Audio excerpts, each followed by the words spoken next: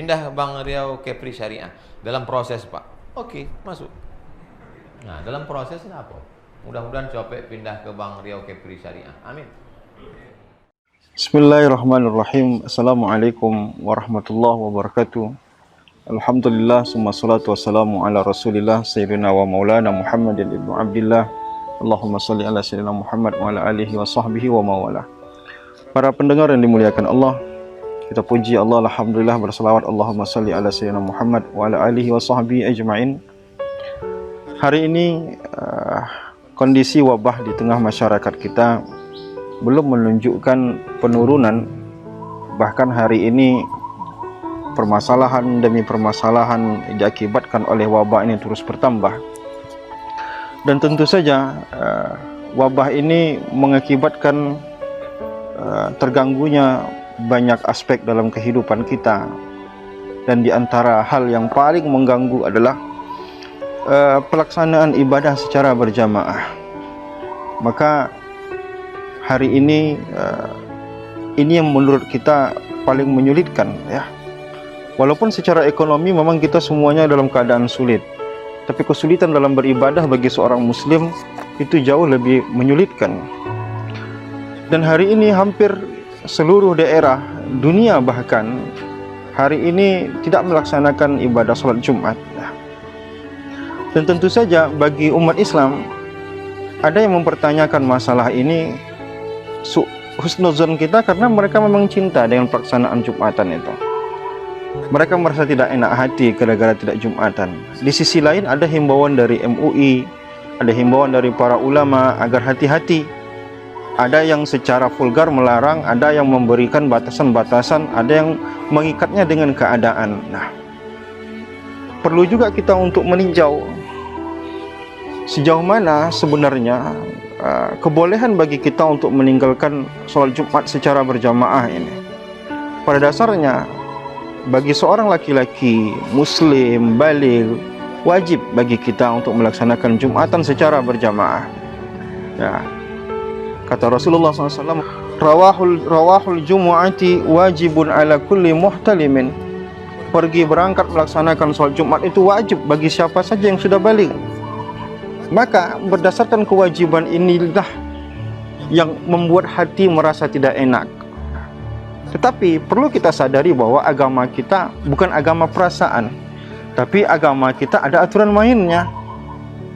Di sana ada kondisi normal, di sana ada kondisi darurat, di sana ada kondisi dibolehkan mendapatkan rukhsah. Maka sebagai seorang muslim yang terpelajar, tentu saja kita tidak beribadah karena nafsu, tapi kita beribadah menggunakan ilmu. Meneruskan himbauan MUI agar daerah-daerah yang rawan terdampak ataupun daerah-daerah yang di sana ada orang-orang yang sudah terdampak, teridentifikasi kena positif COVID-19, dianjurkan untuk tidak melaksanakan Jumat secara berjamaah. Nah, sebenarnya dasar hukumnya apa? Dasar hukumnya ada, di mana dalam agama kita pelaksanaan ibadah yang diperintahkan secara berjamaah itu ada unsur-unsur yang disyariahkan. Termasuk pelaksanaan Jumat ada unsur-unsur yang disyariahkan. Seperti misalkan orang dalam keadaan musafir, seperti orang yang sakit, seperti orang yang bahkan orang yang terjebak dalam hujan yang lebat sehingga mengkhawatirkan kalau dia melanjutkan perjalanannya menuju masjid.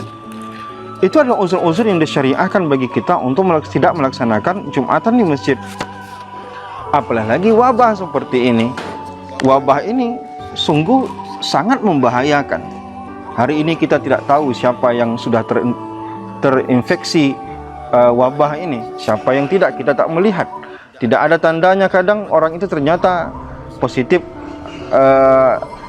COVID-19. Maka dari itu kita mengajak kawan-kawan, saudara-saudara kami yang mungkin merasa tidak enak hati untuk Jumatan, mulailah membaca dalil-dalil bahwa kita memang boleh untuk tidak Jumatan pada kondisi-kondisi tertentu, termasuk wabah seperti ini. Nah, lalu ada muncul pertanyaan di tengah masyarakat, bagaimana dengan orang yang tidak Jumatan sampai 3 kali? Semua hadis-hadis yang berkaitan dengan Jumatan 3 kali berturut-turut itu itu semuanya ada keterikatan sebab akibat. Kita contohkan misalkan dalam kitab Sunan Ibnu Majah, Rasulullah mengatakan man tarakal jumu'ata salasa marratin, barang siapa yang meninggalkan Jumat 3 kali tahawunan, menyepelekan, bukan karena ada uzur. Kalau ada uzur enggak apa-apa, tapi kalau menyepelekan, taba'allahu ala qalbihi. Dalam At-Tabrani juga disebutkan man taraka salasa jumu'atin, barang siapa meninggalkan Jumat 3 kali min ghairi uzrin, tanpa ada uzur, ya, kutiba minal munafikin, maka orang itu tergolong orang-orang yang munafik. Tapi kita ada uzur. Uzur kita lebih kuat daripada musafir. Uzur wabah ini lebih kuat daripada sakit biasa. Uzur disebabkan wabah ini lebih kuat daripada hujan lebat.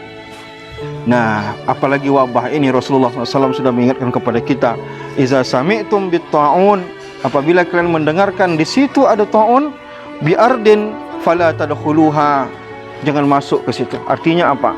Di mana saja tempat dikhawatirkan menyebar ta'un wabah ini, maka kita dilarang secara umum oleh Rasulullah SAW untuk memasuki di tempat itu dalam urusan apapun, termasuk beribadah.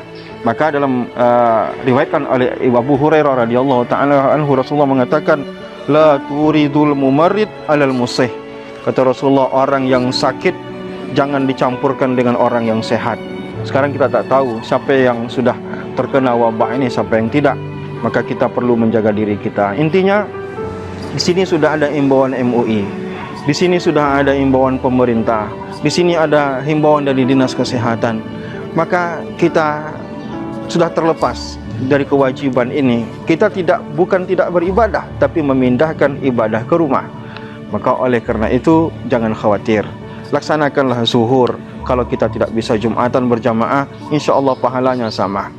Orang yang beribadah menggunakan cara-cara ibadah dalam kondisi rukhsah, dia mendapatkan pahala sama karena keuzurannya, bukan karena memang menyepelekan ataupun karena malas.